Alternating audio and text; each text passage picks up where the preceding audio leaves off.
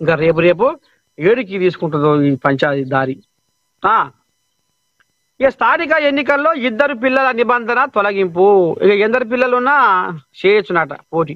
అయ్యో నాకు ఇద్దరే ఉండే పిల్లలు, అయ్యో నాకు ముగ్గురు ఉండే నలుగురు ఉండే, ఎట చేయదు ఏం చేయదు, నాకు అవకాశం ఉందా రాదా, ఓ సర్పంచులు చేసి నీ దండం పెడితే బొచ్చడు ఏముంది. ఇక మరి ఇక బొచ్చడు కమాయించవచ్చు సర్పంచ్ చేసి, షెడ్డో పడో ఇంత మిగిలించుకోవచ్చు అన్న ఎవరైనా గిట్నే ఉంటారుగా మర్చిపోయిన వాళ్ళు తోదపిన వాళ్ళు. గాలో చెప్తున్నాం.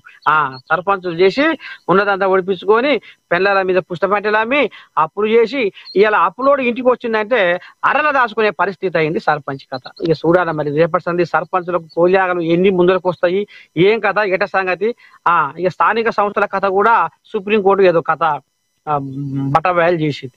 అయ్యా మీరు ఏదైనా పంచాయతీ ఉంటే హైకోర్టు కాడికి తేల్చుకొని ఇక ఇందాక రావాల్సిన అవసరం లేదని సుప్రీంకోర్టు కూడా మాట ముచ్చట చెప్పింది. ఇక ఈ కోయిలాగలు కాంగ్రెస్ కోయిలాగలు ఇప్పుడు బీసీ కోయిలాగలు ఎంటేసుకుని ముచ్చట లేదు, మేము 42% బీసీ రిజర్వేషన్ ఇచ్చే తీరుతాము ఎంత వరకైనా పురస్తే అని ఇప్పుడు వీళ్ళు కాలు కిందికి కొడుతున్నారు భూమి మీదకి. చూడాలి మరి.